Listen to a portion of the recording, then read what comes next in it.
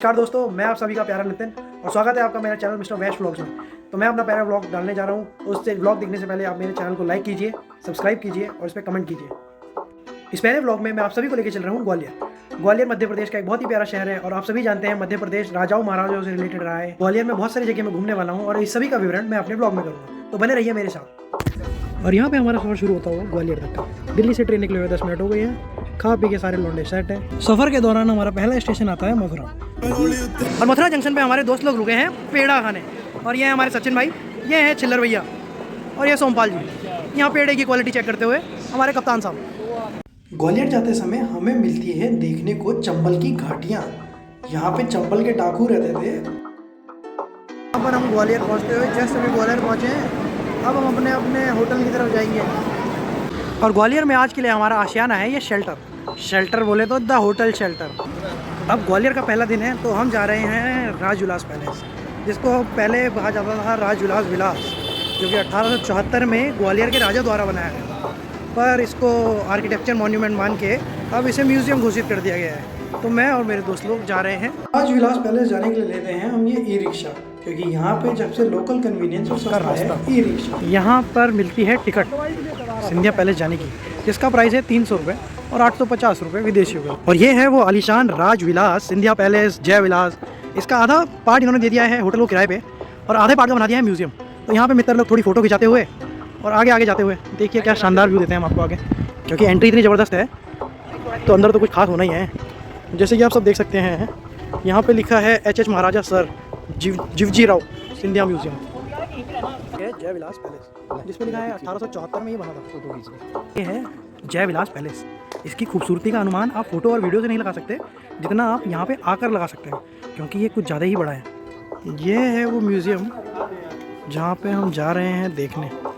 के अंदर एंटर होते ही हमें दिखती है जीवजी राव सिंधिया की ये बेहतरीन स्टैचू, जहाँ पे लोग अपना फ़ोटो खिंचवा रहे हैं। तो फ़ोटो सेशन कंप्लीट कराने के बाद ये आती है गैलरी, इसके अंदर घुसने का रास्ता ये रहा। तो यहाँ पे वीडियो बनाना अलाउड नहीं था, लेकिन चुपचाप से मैं फ़ोन अंदर लेके चला गया था, जिसपे हमें दिखती है माधवराव सिंधिया के कपड़े और ये थी उनकी पगड़ी, जो कि पगड़ी इतनी बड़ी थी, इसको बनाया जाएगा तब जाके ये सही लगेगी।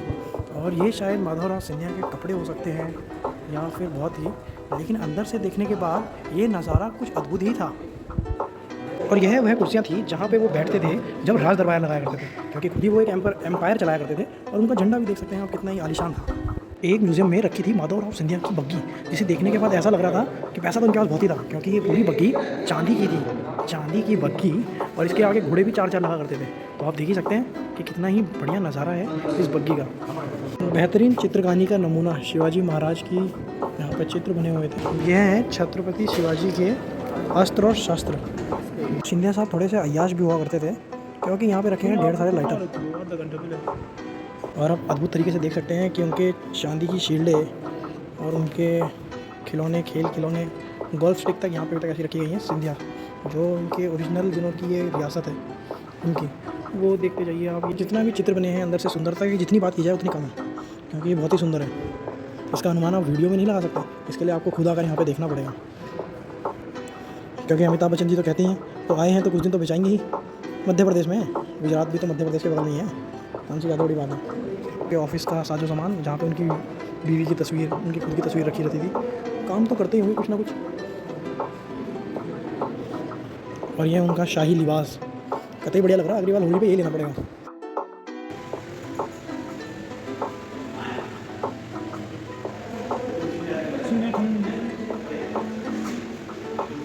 और ऐसे ही किसी कमरे में घुसने के बाद हमें नज़र आता है ये कृष्ण भगवान का मंदिर, जो कि बहुत ही सुंदर और बढ़िया लग रहा था, क्योंकि इस पर एक मधुर सा संगीत भी बज रहा था। पैसा तो ठगी था, क्योंकि देख ही सकते हैं, क्योंकि क्रिस्टल फर्नीचर उन्होंने रखा था भाई ने। भाई क्रिस्टल समझते हैं, कुछ तो होता ही होगा। माधवराव सिंधिया ने जो बंदूकें रखी थी उनसे वो शिकार भी करते थे, जिनको मार के वो एक शेर लेके आए थे अपनी बीवी को खुश करने के लिए, क्योंकि उनकी बीवी बहुत टाइम से नाराज़ थी। चल के मैं इतना थक गया था तो एकदम मज़े पड़ती है इनकी डाइनिंग टेबल पे। डाइनिंग टेबल देखा जाए तो पुरानी तरीके की नीचे बैठने वाली थी, जहाँ पे मस्त सजे थे चांदी के बर्तन।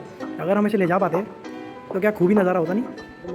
इस झूमर को लगाने से पहले राजा ने इस छत पे कम से कम 10 हाथी चढ़ाए थे कि ये झूमर रोक पाएगी भी कि नहीं। हम आ चुके हैं ग्वालियर फोर्ट। ग्वालियर फोर्ट की चढ़ाई चढ़ने में देख, वहाँ है मान सिंह का किला और ये रही चढ़ाई। और यहाँ पे सारे मित्र लोग चढ़ाई चढ़ते हुए दरवाजे की एंट्री पे हमें मिलता है ये कुछ हस्तक्षेप, इस पर अंग्रेजी और हिंदी दोनों में लिखा था, लेकिन हमने दोनों ही नहीं पढ़ा क्योंकि इतना टाइम नहीं था और हम चढ़ दिए अपनी चढ़ाई की ओर।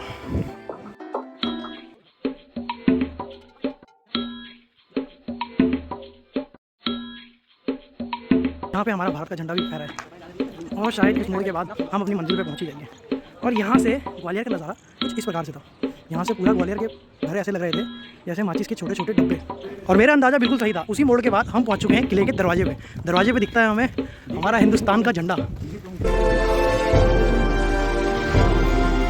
फोर्ट के अंदर आपको 7 से 8 महल देखने को मिल जाएंगे, लेकिन आइएगा टाइम पर, 9 से 5 बजे का टाइम रहता है। यहाँ पे आपको देखने को मिल जाएगा कर्ण महल, विक्रम महल, जहांगीर शाहजहाँ महल और जोधा कुंड और फलाना ढिकाना जो भी बहुत कुछ है। लेकिन चलते हैं, आइए टिकट घर से पहले टिकट ले लेते हैं। रास्ते से अंदर जाके हमें मिलता है कर्ण महल और पल्ली तरफ है विक्रम महल। हो सकता है ये भाई हो, इनकी आपस में बनती ना हो तो इधर उधर से सामने सामने बना लिया हो। और यहाँ पे एक भैया हमारे घुस गए हैं किसी महल के कमरे के अंदर। तो ये है इनका लिविंग एरिया, जहाँ पे किसी ने अपनी मोहब्बत की निशानी छोड़ी है और किसी ने नहीं। बहुत सारे लोगों ने अपनी मोहब्बत की निशानी छोड़ते हुए यहाँ से इतना रानी का जो खिड़की थी, खिड़की के बाहर इतना का नज़ारा कुछ देखने लायक था, क्योंकि यहाँ से आधा ग्वालियर और सामने के पहाड़, रेलवे स्टेशन तो अभी बना होगा लेकिन पूरा शहर दिखाई देता था। इस सुंदर नज़ारा देखने के बाद हमारी एकदम से नज़र पड़ती है उस कुंड पे।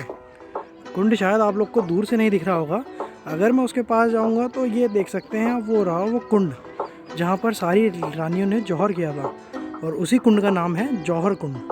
फोर्ट में बहुत सारी चीज़ होने के बाद अब हम जा रहे थे सास बहू के मंदिर सूरज कुंड, और इसमें यहाँ पे चलने का हिसाब किताब बहुत है क्योंकि अंदर गाड़ियाँ अलाउड नहीं थी पर ई रिक्शा अलाउड थे।